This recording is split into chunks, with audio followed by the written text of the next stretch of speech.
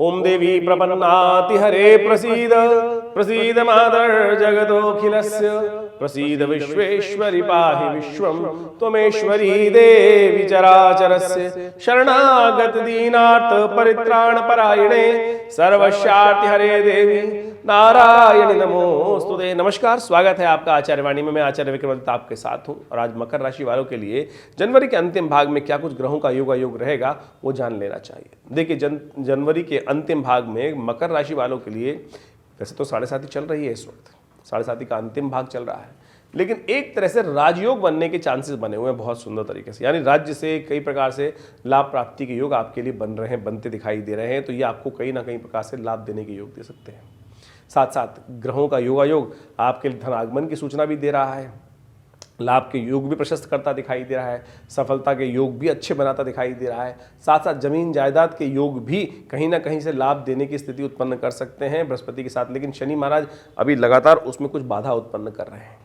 तो ये तो ग्रहों का योग चलता रहता है, कुछ बाधाएं, कुछ निवारण, और उनके ग्रहों के बाधाओं का निवारण करने के लिए हम समय समय पर आपको उपाय भी बताते रहते हैं, वो आप अच्छे से समझ लेंगे। लेकिन ध्यान रखिएगा, इन दिनों थोड़ा एग्रेसिवनेस आपको परेशान कर सकती है, क्योंकि मकर राशि वालों आपके सूर्य जो हैं वो लग्न में चल रहे हैं मकर संक्रांति के बाद से, और अभी तो करीब करीब काफ़ी लंबा समय आए ही हैं। तो अननेसेसरी के एग्रेसिवनेस को त्यागने का आपको प्रयास करना चाहिए इन दिनों। एक बात का और ध्यान रखें कि जितना दान पुण्य करेंगे, आपके 2 तो 3 ग्रह इस बात को दिखाते हैं कि उससे ज़्यादा कई गुना अधिक पुण्य और लाभ और वापस प्राप्त होने के योग बन सकते हैं। यानी पुण्य के रूप में आपके बहुत ज़बरदस्त तरीके से लाभ के योग बन सकते हैं। तो धर्म कार्य से, दान से इस वक्त भागिएगा मत। शुभ कार्य जितने कर सकते हैं वो सब करने का आपको प्रयास करना चाहिए। और मित्रता भी बढ़ने के योग दिखाई देते हैं, नए संपर्क भी बढ़ने के योग बहुत सुंदर तरीके से 2024 में जो ग्रहों का योग दिखा रहा है वो बहुत सुंदर है। लेकिन एक बात का ध्यान रखें इन दिनों, जैसा हमने आपको कहा कि सूर्य आपके बहुत ज़्यादा एग्रेसिवनेस बढ़ा सकते हैं। वो कहते हैं कि जितना परोपकार करोगे उतना अच्छा रहेगा, दान पुण्य जितना करोगे उतना अच्छा रहेगा। लेकिन सूर्य के आसपास बहुत सारे ग्रह एकत्र हैं। सूर्य से 12वें भाव में यदि हम बात करें, शुक्र भी, बुध भी, मंगल भी, और सूर्य से द्वितीय भाव में शनि महाराज हैं।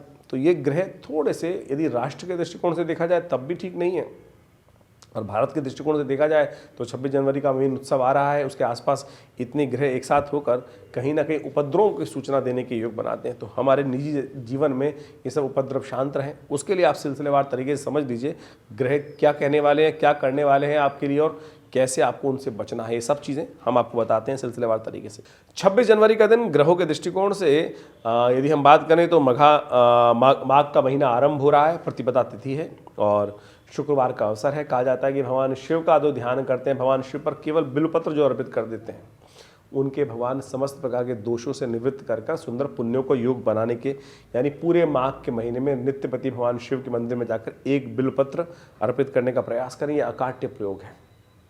कहा जाता है अखंडैव बिल्वपत्र च पूजये शिव शंकरम कोटि कन्या महादानम बिल्वपत्रम शिवार्पणम। आपके ग्रह अनुकूल है, नई एनर्जी जगाते दिखाई दे रहे हैं और बहुत शक्ति का संचार करते दिखाई दे रहे हैं। तो अच्छे से नए प्रोजेक्ट्स पे काम करने के लिए, नए विचारों पे कार्य करने के लिए, नई हिम्मत से काम करने के लिए ग्रह अच्छे प्रशस्त दिखाई देते हैं आपके लिए। 27 जनवरी को ग्रहों का योग आपके लिए परिवर्तन का स्थिति बनाएगा।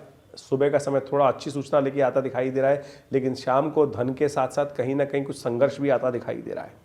इमोशंस पॉइंट ऑफ व्यू से थोड़ा भारी योग दिखाई देता है, ध्यान रखिएगा, इस बात का ध्यान रखते हुए कार्य करें। एक बात का और, 27 और 28 तारीख को अश्लेषा और मघा नाम के 2 नक्षत्र रहेंगे।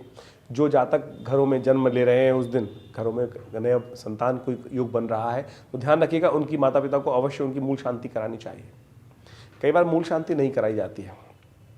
जब हम देखते हैं जन्मपत्री, बहुत सारे लोग ऐसे आए, हमने देखी जन्मपत्री और बहुत सुंदर ग्रह थे लेकिन काम नहीं हो रहा था।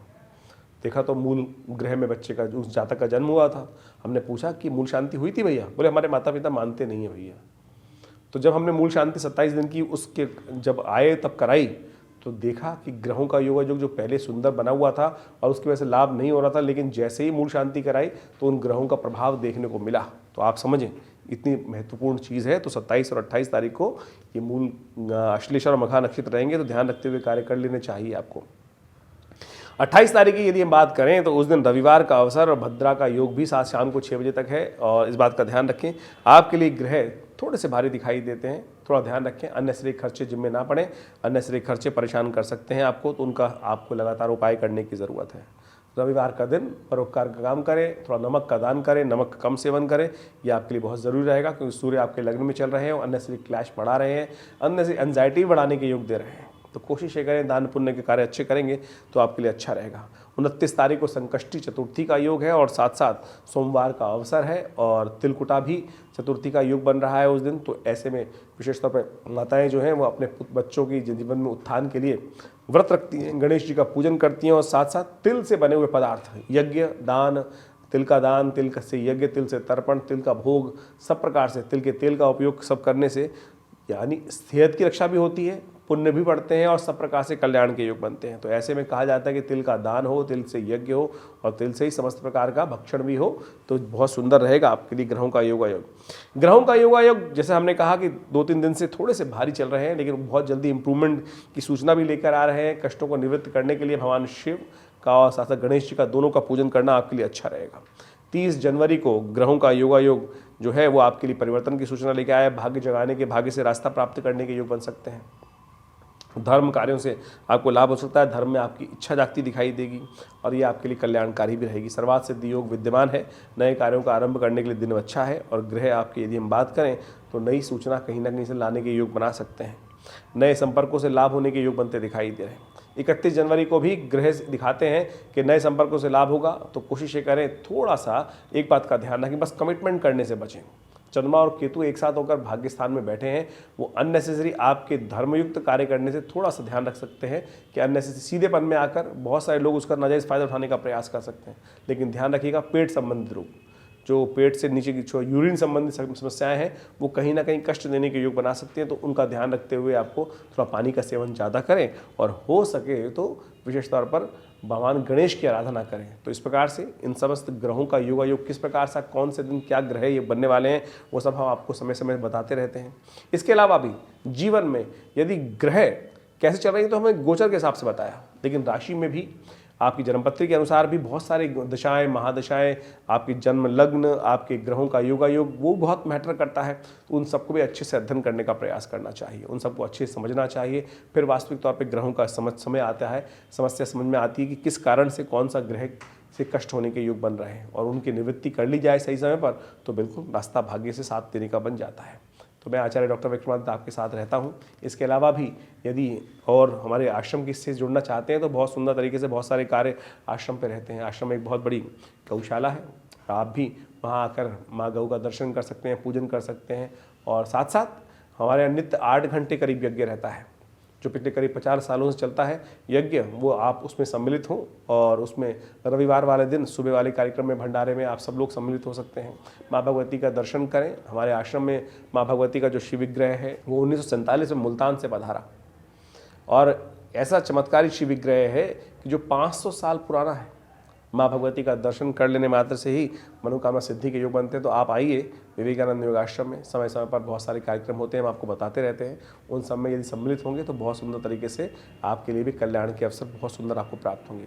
हमारी संस्था के द्वारा एक बहुत बड़ा हॉस्पिटल बनाया गया है जो योग, प्राकृतिक चिकित्सा, आयुर्वेद के क्षेत्र में और एलोपैथी के क्षेत्र में एक बहुत अच्छी सुविधाएँ दे रहा है। तो वहाँ भी आप जुड़कर लाभ ले सकते हैं। ये संस्थान विवेकानंद योगाश्रम जमुना पार लक्ष्मी नगर में स्थित है। आप सब दिल्ली में सादर आमंत्रित हैं हमारे संस्थान में। धन्यवाद, नमस्कार।